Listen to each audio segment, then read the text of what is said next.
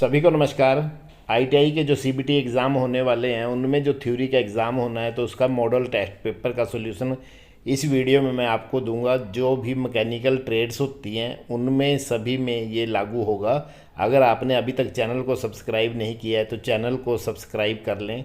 चलिए video start करते हैं। तो सबसे पहला क्वेश्चन हम देख लेते हैं कि वह धागा जो आगे की तरफ बढ़ता है और उसका संलग्न होता है और घड़ी की विपरीत दिशा में मतलब एंटी क्लॉकवाइज, तो किस प्रकार का थ्रेड होता है, वो लेफ्ट हैंड थ्रेड होता है। जो दूसरा क्वेश्चन है, जो सक्रिय थ्रेड का डेजिग्नेशन होता है, मान लो लिखा हो M20 मल्टीप्लाई 1.5 mm, तो 1.5 mm किसके लिए स्टैंड करता है? ये थ्रेड की पिच के लिए स्टैंड करता है। तो जो इसका ऑप्शन सी है वो सही आंसर है। तीसरा है लॉकिंग डिवाइस जो यूज़ करते हैं उसमें स्प्लिट पिन और स्लॉटेड नट जो होता है वो कौन सा होता है? तो इसमें से जो सही ऑप्शन है इसका कैस्टल नट, जो ऑप्शन ए इसका सही आंसर है। तो इसीलिए इसके हिंदी और इंग्लिश दोनों वर्सन की तरफ आपने ध्यान रखना है। जब प्लेट एक दूसरे के ऊपर रखी हुई हो तो इस प्रकार का जो ज्वाइंट रिवट में किसे कहते हैं? तो ये लैप ज्वाइंट होता है। तो ऑप्शन ए इसका सही आंसर है। अगला क्वेश्चन हम देख लेते हैं कि जो की जो सर्कुलर डिस्क में यूज होती है तो वो कौन सी की होती है? तो उसको हम वुडरफ की बोलते हैं। तो इसका जो ऑप्शन डी है वो सही आंसर है। तो इसके जो शेप भी दिखाई हुई है मैंने। अगला क्वेश्चन देख लेते हैं। तो एक ये डायग्राम दिया हुआ है जो नट का, तो इसको हमने पहचानना है कि लॉक नट है, स्लॉटेड कैस्टल या स्वान नट है।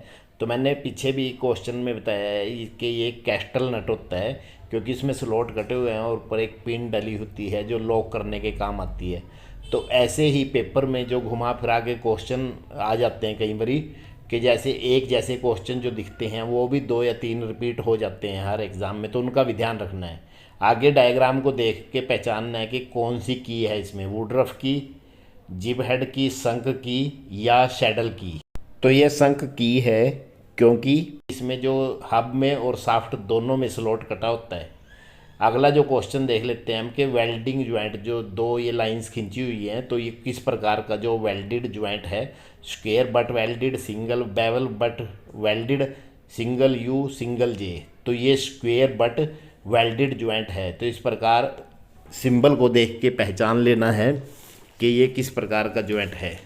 तो वेल्डिंग ज्वाइंट के जो सिंबल्स होते हैं, रफनेस के सिंबल और इस प्रकार के सिंबलों में से भी कई क्वेश्चन आ जाते हैं तो उनका ध्यान रखना है। अगला जो क्वेश्चन है ये है रिवट ज्वाइंट के बारे में। तो इसको देख के पहचानना है। तो इसमें जो दो प्लेटें जो बट में लगी हुई हैं और एक ही तरफ स्ट्रैप लगा हुआ है, तो इसको देखते ही पहचान लेना है कि ये single riveted single strap butt joint है।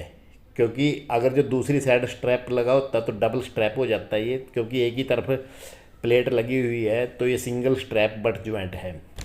अब आगे इसको इलेक्ट्रिकल जो कनेक्शन है इसको देख के पहचानना है। जो इसमें एक्स की जगह है वो क्या होगा?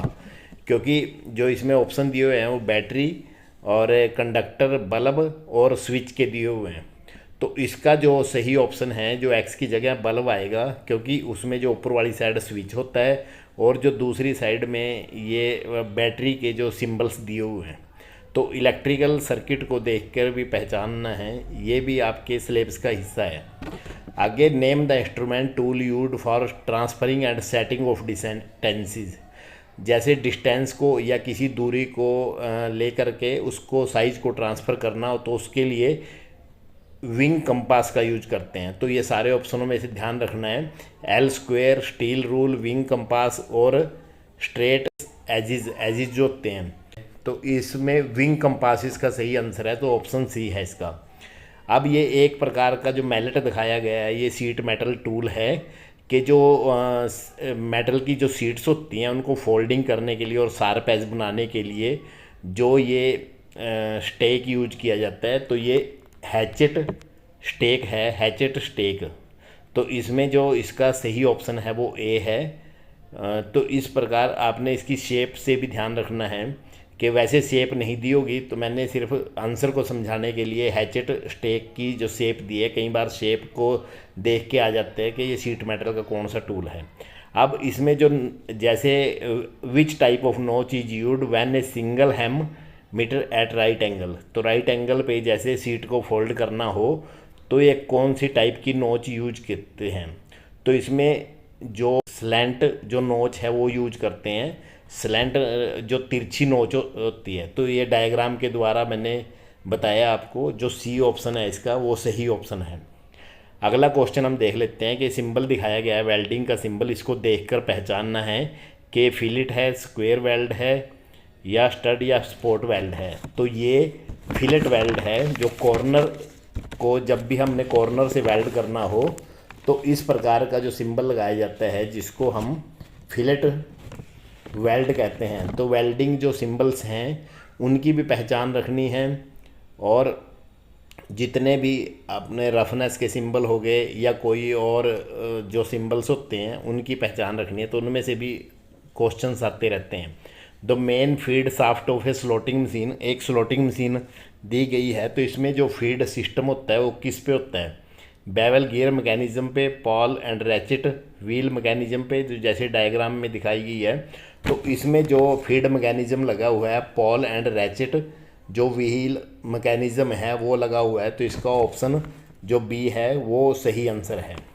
अब अगला क्वेश्चन जो हम देख लेते हैं, जैसे मैंने पीछे बताया था कि रफनेस के सिंबल भी आते हैं, तो ये क्वेश्चन आ गया आगे कि ये रफनेस का सिंबल दिया गया है। तो इसमें इसका जो सही आंसर है वो इन ऑप्शनों में से ढूंढना है कि मशीनिंग ए, जो मशीन फ्री चूजन। तो इसमें जो इसका जो ऑप्शन पहला ही ऑप्शन सही है कि जैसे हमने किसी भी टाइप की मशीनिंग करने के लिए हम फ्री हैं, तो ये सिंबल हमें ये वर्कर को ये बताता है, क्योंकि जो वर्कशॉप में जैसे वर्कर के पास सिंबल लगे होते हैं तो उसको मशीनिंग कैसे करनी है। अब अगला क्वेश्चन देख लेते हैं कि under the terminology of BIS system है उसमें टॉलरेंस किसको बताता है, मतलब टॉलरेंस से क्या अभिप्राय है आपका। तो ऑप्शन ए है maximum limit and basic size, minimum limit और जो बुनियादी आकार बेसिक साइज, अधिकतम सीमा एंड न्यूनतम सीमा, वास्तविक आकार और बुनियादी आकार। तो इसका ऑप्शन जो सी सही है। जो हाई लिमिट और लो लिमिट का जो डिफरेंस होता है, जो अंतर होता है, उसको हम टॉलरेंस कहते हैं। तो लिमिट, फिट और टॉलरेंस का भी ज्ञान होना आपको बहुत ज़रूरी है। The pattern of the work, अगला क्वेश्चन है work surface called by movement of cutting tool. जैसे कटिंग टूल सरफेस के ऊपर मूव करता है तो उसके जो सरफेस के ऊपर जो धारियाँ सी बनती हैं, आकार बनता है, तो उसको हम सरफेस जो क्या सरफेस टेक्सचर कहते हैं। तो इसके जो ऑप्शन दिए गए हैं वेवीनेस, रफनेस, सरफेस टेक्सचर, तो इनमें जो सही ऑप्शन है वो ऑप्शन सी है, सरफेस टेक्सचर। तो इस प्रकार जो रफनेस है उसके जो ये टेक्सचर है उनका भी ध्यान रखना है। तो आगे है double cut file is used for. जो डबल कट फाइल है जिसमें क्रॉस कट लगे होते हैं, ये किस लिए यूज़ करते हैं।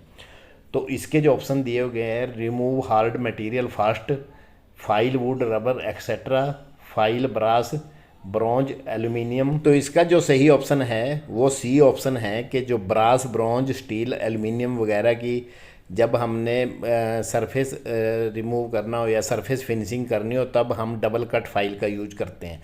तो इसी प्रकार आपने CBT एग्ज़ाम के क्वेश्चंस की तैयारी करनी है, तो इससे मिलते जुलते पैटर्न में ही क्वेश्चन आएंगे। तो CBT एग्ज़ाम के लिए आपको बेस्ट ऑफ लक। चैनल के साथ बने रहें क्योंकि इस चैनल पर आपको टेक्निकल एजुकेशन के अलावा जॉब ओरिएंटेड वीडियो भी मिलते हैं। थैंक यू, धन्यवाद।